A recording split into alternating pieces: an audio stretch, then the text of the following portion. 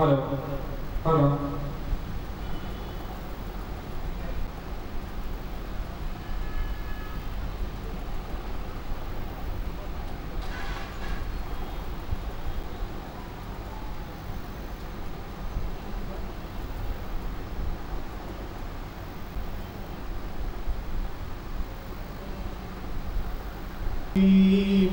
بسم اللہ الرحمن الرحیم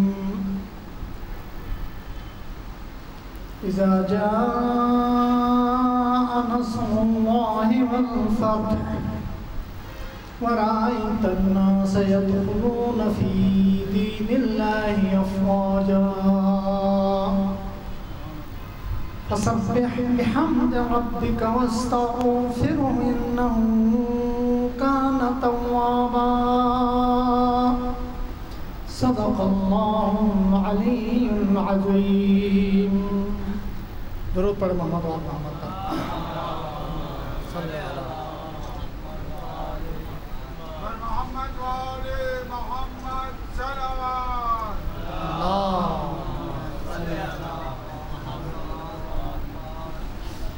بسم اللہ الرحمن الرحیم. روی عن فاطمة الزہراء سلام اللہ علیہا بنت رسول اللہ قال سمعت فاطمة أنها قالت دخل علي أبي رسول الله في بعض الأيام فقال السلام عليك يا فاطمة فقلت عليك السلام قال إني يجد في بدني ضعفا فقلت له أعيذك بالله يا أبتاه من الضعف فقال يا فاطمة ائتيني بالكساء اليماني فغطيني به فأتيته بالكساء اليماني فغطيته به وصرت أنظر إليه وإذا وجهه يتلألأ كأنه البدر في ليلة تمامه وكماله. اللهم صل على محمد. فما كانت إلا ساعة وإذا بولد الحسن قد أقبل وقال السلام عليك يا أمه فقلت عليك السلام يا قرة عيني وثمرة فؤادي فقال يا أمه إني أشم عندك رائحة طيبة كأنها رائحة جد رسول الله فقلت نعم إن جدك تحت الكساء فأقبل الحسن نحو الكساء وقال السلام عليك يا جدا يا رسول الله أتأذن لي أن أدخل معك تحت الكساء قال وعليك السلام يا ولدي ويا صاحب حوضي قد أذنت لك فدخل معه تحت الكساء. اللهم صل على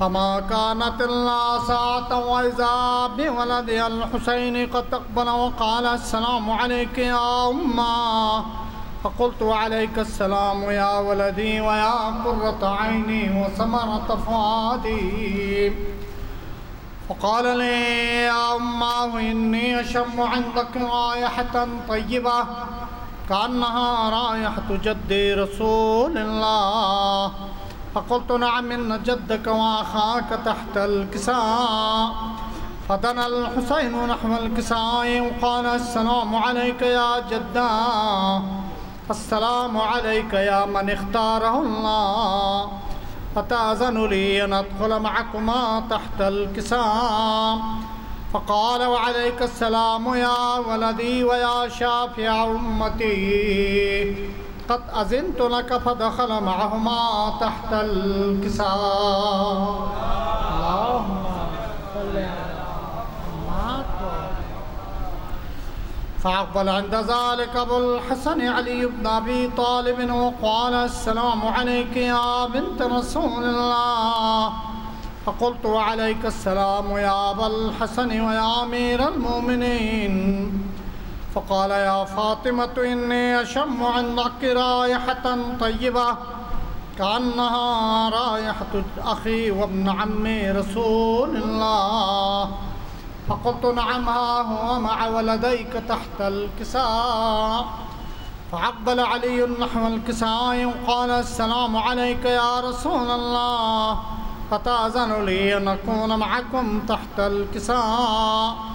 قال له عليك السلام يا أخي ويا وسيي وخليفتي وصاحب لوائي، قد أذنت لك. فدخل علي تحت الكساء. اللهم صل على. ثم أتيت نحو الكساء وقلت السلام عليك يا أبتاه يا رسول الله، فتأذن لي أن أكون معكم تحت الكساء. قال وعليك السلام يا بنتي ويا بزعتي، قد أذنت لك. فدخلت تحت الكساء. اللهم صل على.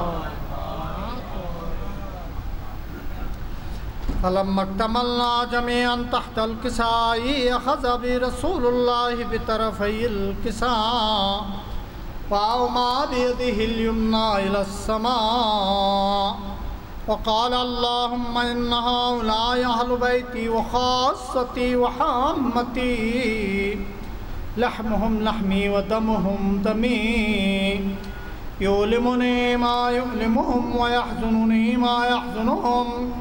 أنا حرب لمن حاربهم وسلم لمن سالمهم وعدو لمن عاداهم ومحب لمن أحبهم. إنهم مني وأنا منهم.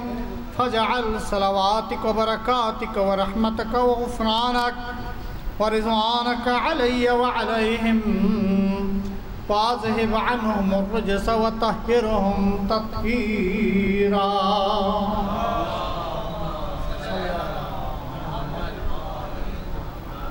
فقال الله عز وجل يا ملائكتي ويا سكان سماواتي، إني ما خلقت سماء مبنية ولا أرضا مطحية ولا قمرا منيرا ولا شمسا مضية ولا فلكا يدور ولا بحرا يجري ولا فلكا يسري إلا في محبة هؤلاء الخمسة الذين هم تحت الكساء.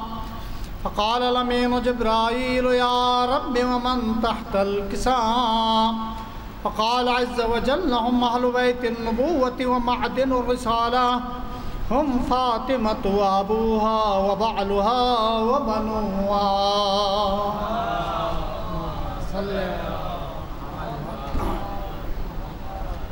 فقال جبرائيل يا رب أتأذن لي أن أهبط إلى الأرض لأكون معهم سادسا؟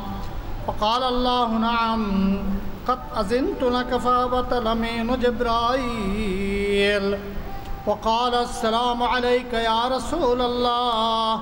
العلي الأعلى يقرأك السلام ويخصك بالتحية والإكرام ويقول لك وعزتي وجلالي إني ما خلقت سماء مبنية ولا أرضا مطحية ولا قمرا منيرا ولا شمسا مضية ولا فلكا يدور ولا بحرا يجري ولا فلكا يسري إلا لأجلكم ومحبتكم، وقد أذن لي أن أدخل معكم، فهل تأذن لي يا رسول الله؟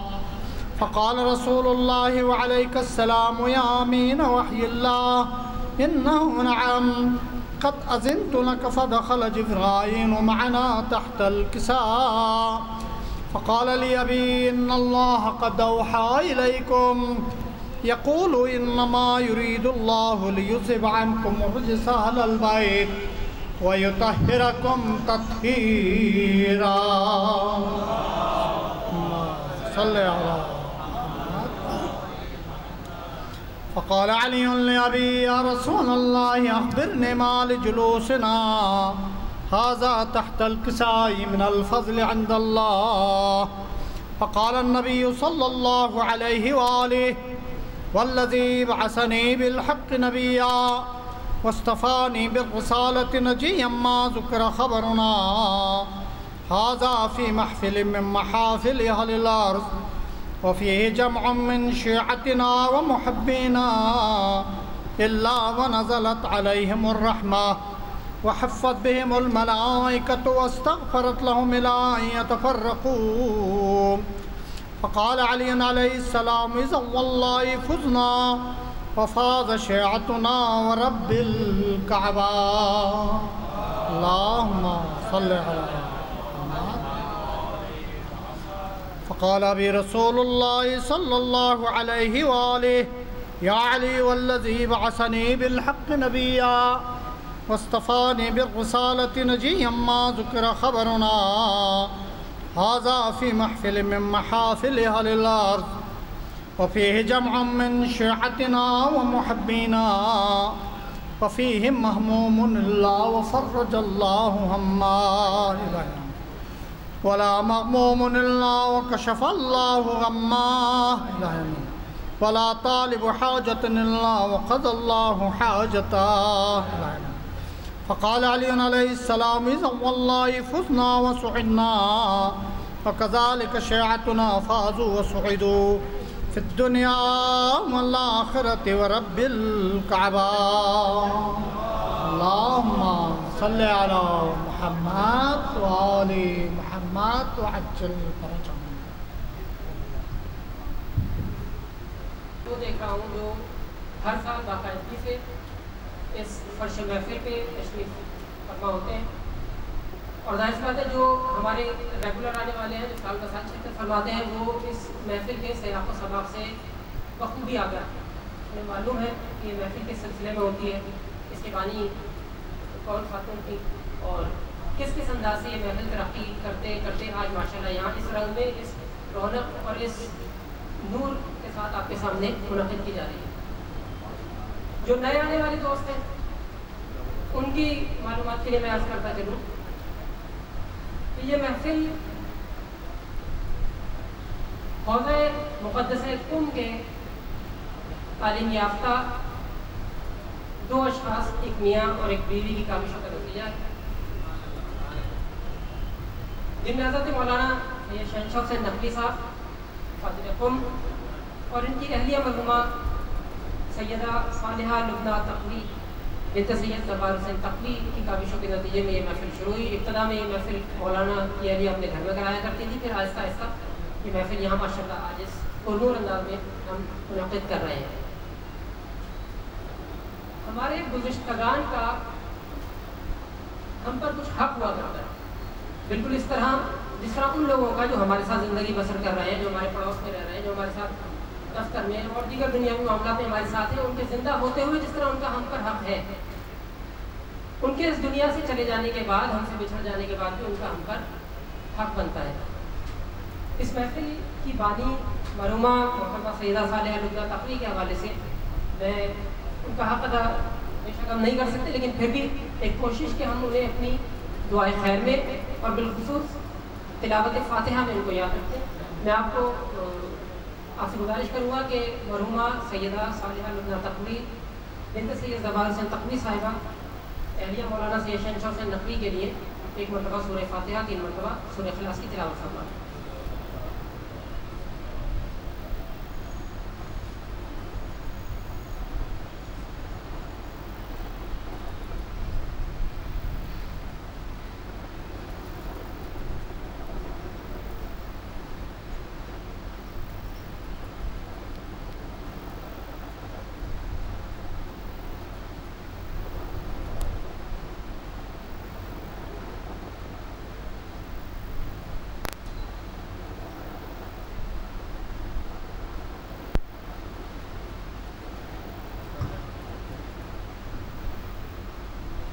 چونکہ گفتگو عرض مقدس قم کے حوالے سے ہو رہی تھی, حضرت صادق علیہ محمد امام جعفر صادق علیہ السلام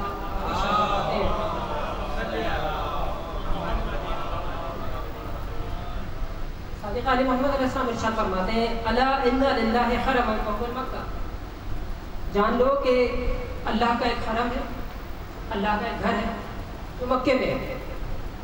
الا ان لرسول اللہ حرما وهو المدینہ, اور رسول اللہ کا بھی ایک حرم ہے جو مدینے میں ہے. الا ان لامیر المؤمنین حرما وهو الکوفہ، امیر المؤمنین علی بن ابی طالب علیہ السلام کا ایک حرم ہے جو کوفے میں ہے. الا ان حرمی وحرم ملک بعدی القوم، اور میرا ملک امام جعفر صادق علیہ السلام کا حرم قم میں ہے، میرا گھر قم میں ہے، اور میرے بعد آنے والے میرے بچوں کا حرم قم میں ہے. امام جعفر صادق علیہ السلام خود مدینے میں تمام زندگی انہوں نے بسر فرمائی، لیکن اپنا گھر قم کو قرار دیتے ہیں اور فرماتے ہیں ان قم کوفۃ الصغیر، یہ قم جو ہے ہمارے لیے چھوٹا کوفہ ہے. فرماتے ہیں الا ان للجنۃ ثمانیۃ ابواب، جنت کے 7 دروازے ہیں، 3 منها الى القم، جن میں سے 3 دروازے قم کی طرف کھلتے ہیں. اور پھر ارشاد فرما رہے ہیں، درود پڑھیے گا محمد والے محمد علیہ السلام.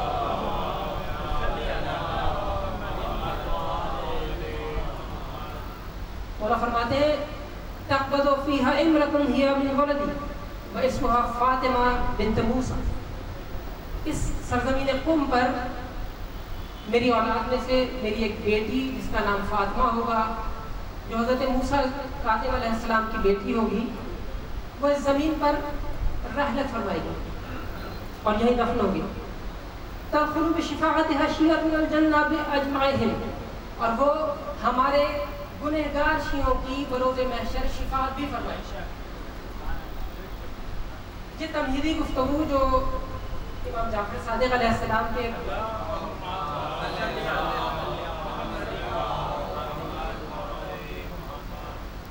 امام جعفر صادق علیہ السلام کے قول قدور سے استفادہ کرتے ہوئے جو میں نے تمہیدی گفتگو باندھی ہے، اس کا مقصد یہ تھا کہ سب سے پہلے تو ہماری نظروں میں قوم کی سرزمین کی اہمیت آ جائے، اور جب ہم قوم کی سرزمین کی اہمیت کو سمجھ لیں تو پھر ہم ان مرحومین کی بھی اہمیت کو سمجھیں جو اپنے بچوں کو قوم پڑھنے کے لیے بھیجتے ہیں. اور بے شک جو بزرگان اپنے بچوں کو قوم پڑھنے بھیجتے ہیں ان کا بھی ہم پڑھاتے ہیں. میں آپ حضرات سے ملتمس ہوں کہ حضرت مولانا سید شہنشاہ حسین نقوی صاحب کے مرحومین مولانا کے گزشتگان، میں یہاں چند نام آپ کے لیے پکاروں گا، ان سب کو اپنی دعاؤں میں یاد رکھتے ہوئے ایک مرتبہ سورہ حمد، 3 مرتبہ سورہ اخلاص، ان سب حضرات کے اطلاع فرما دیں. جن میں نام ہے سیدہ طاہرہ خاتون بنت سید عاصم علی نقوی، سید حامد حسین نقوی ابن عباس حسین نقوی، سیدہ ملکہ صاحب بنت سید عابد حسین حاطف البری، سید ابو طالب شاہ نقوی و اہلیہ، سید حیدر عباس نقوی، اور بالخصوص اس محفل میلاد کی بانی سیدہ صالحہ لبنہ نقوی بنت سید زبان حسین نقوی کی اصال ثواب کے لیے سورہ فاتحہ.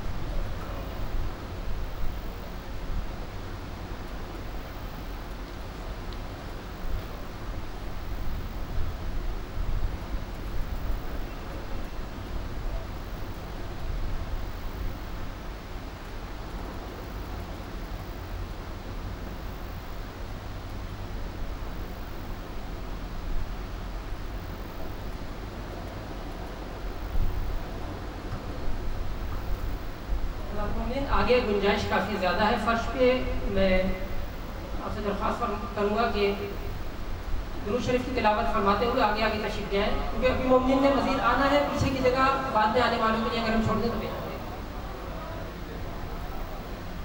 ایک مرتبہ پھر سے درود پڑھیے گا محمد والے والے.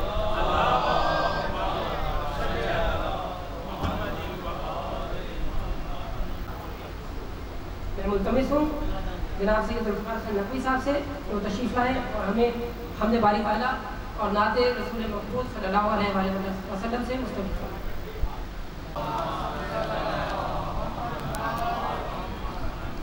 برائے خوشنودی حضرت بی بی فاطمہ معصومہ قم سلام اللہ علیہا بلند تر صلوات.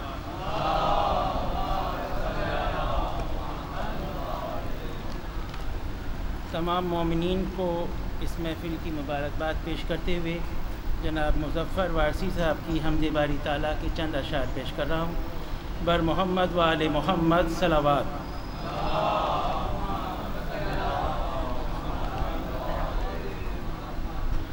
کوئی تو ہے جو نظام ہستی چلا رہا ہے وہی خدا ہے. کوئی تو ہے جو نظام ہستی چلا رہا ہے وہی خدا ہے.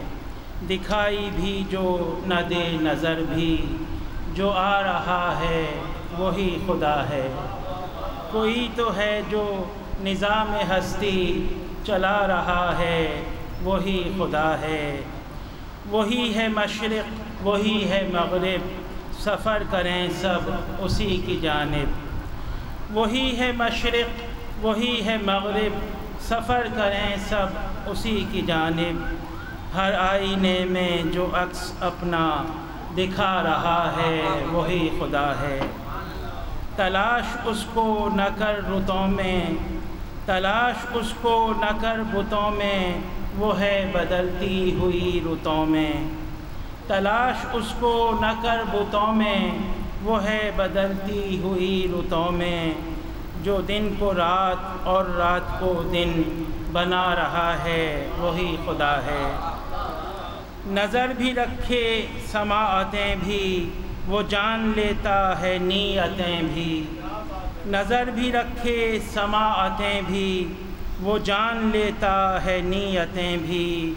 جو خانہ لاشعور میں جگمگا رہا ہے، وہی خدا ہے۔